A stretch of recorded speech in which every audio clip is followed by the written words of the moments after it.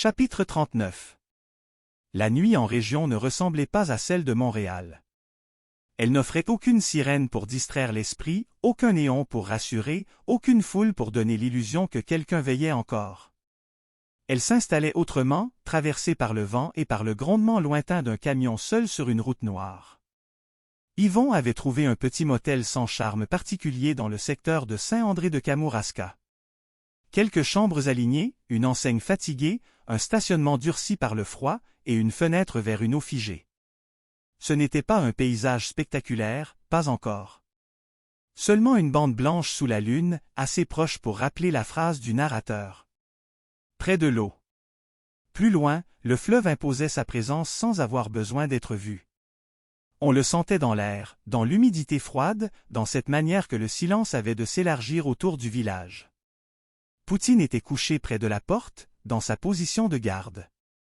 Il ne dormait pas vraiment. Ses yeux restaient ouverts, attentifs au moindre bruit du corridor ou du stationnement. Le chien n'aimait pas ce silence. Pas parce qu'il était vide, mais parce qu'il contenait trop de choses invisibles. Yvon enlevait sa veste quand son téléphone vibra. Appel masqué, il répondit. La voix revint, toujours calme, comme si rien ne pouvait la presser.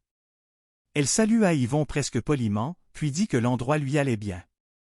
En région, expliqua-t-elle, les gens sont parfois plus faciles à lire.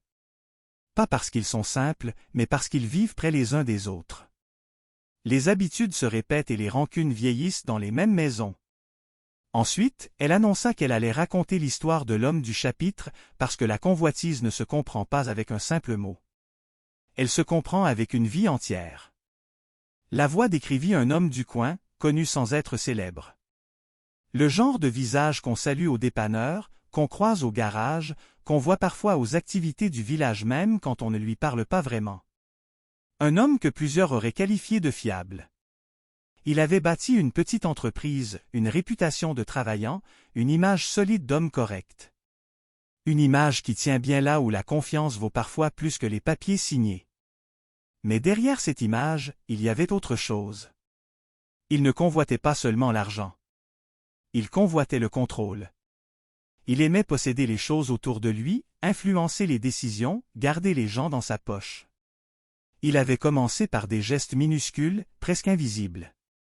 Un contrat obtenu trop facilement, une faveur acceptée sans question, un concurrent affaibli par une rumeur bien placée, un employé qui restait parce qu'il avait peur de perdre son gagne-pain. Rien d'illégal en surface. Seulement une manière d'étendre ses mains un peu plus loin chaque année. Puis la voix devint plus froide. Un jour, l'homme avait cessé de convoiter seulement des choses, il avait commencé à convoiter une personne. Pas un amour partagé, pas un désir réciproque. Une convoitise pure, celle qui ressemble à un droit dans la tête d'un homme qui a trop longtemps obtenu ce qu'il voulait. Il avait remarqué quelqu'un de plus jeune, quelqu'un de vulnérable, dans un endroit où tout le monde voit beaucoup de choses, mais où certains détournent les yeux quand la vérité dérange. Il avait commencé comme beaucoup de prédateurs commencent. Avec de la gentillesse, des services rendus, des cadeaux, des attentions trop appuyées, des phrases qui semblent généreuses jusqu'au moment où elles deviennent une corde. La personne avait résisté, lui n'avait jamais accepté le refus, parce que la convoitise ne tolère pas le non. Elle le transforme en défi, puis en offense, puis en permission de reprendre ce qu'elle croit mériter. Il avait fait du mal, puis il avait couvert son mal. Il avait utilisé son statut, son réseau, sa réputation, et cette proximité des petits milieux où les liens de famille, les vieilles dettes et les services rendus finissent parfois par remplacer la justice. Il connaissait les bonnes personnes au bon endroit. Un uniforme local, un cousin, un ami de longue date. Une connaissance prête à trouver qu'une plainte était trop fragile, trop ancienne, trop compliquée, ou trop dangereuse pour la paix du village. La voix ajouta que le réseau familial québécois peut être une force magnifique. Mais il peut aussi devenir une cage propre, polie, presque chaleureuse, qui protège les monstres ordinaires quand tout le monde préfère dire que ce n'est pas son affaire. Cet homme avait utilisé la cage, il avait effacé des traces, étouffé des discussions et transformé une accusation en malaise. Puis la voix prononça le commandement avec calme. « Tu ne convoiteras point. » Elle le dit comme une règle physique, presque comme une loi de gravité. Elle expliqua que la convoitise de cet homme n'avait pas seulement blessé quelqu'un.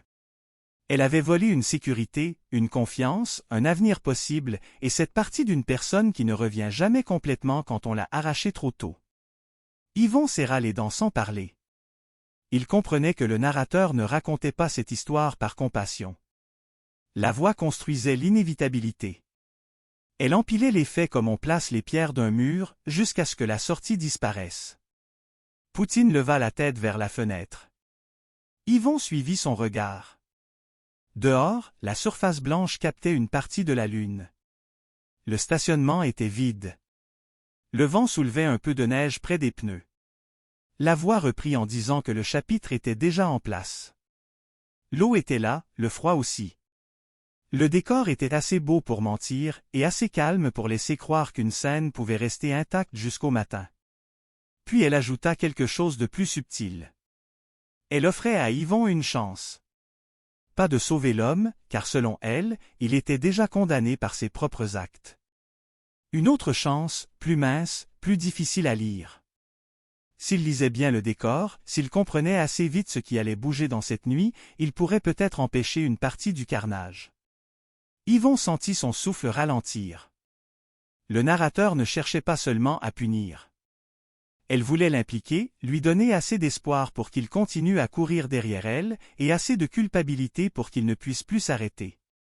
La voix conclut doucement en rappelant que tout se passerait près de l'eau, dans un endroit connu des gens du coin. Elle ne donna aucun indice de plus, elle laissa le silence faire le travail. Puis elle souhaita bonne lecture, l'appel coupa. Le motel redevint trop tranquille. Poutine se leva et s'approcha de la fenêtre. Il fixa la ligne sombre des arbres et la surface blanche au-delà du stationnement, comme s'il pouvait sentir quelque chose que la nuit refusait encore de montrer. Yvon resta immobile une seconde. Puis il reprit sa veste. Il ne savait pas encore exactement qui il devait rejoindre, ni ce que le narrateur venait de placer devant lui. Il savait seulement qu'une faute avait déjà été commise, qu'une scène était prête, et que la différence entre arriver trop tard ou assez tôt pouvait tenir à une lecture plus juste du décor. Dans ce Québec immense, au bord d'une eau gelée, la nuit pouvait avaler une personne entière sans faire le moindre bruit. Yvon ouvrit la porte, Poutine passa devant lui et tous les deux sortirent dans le froid.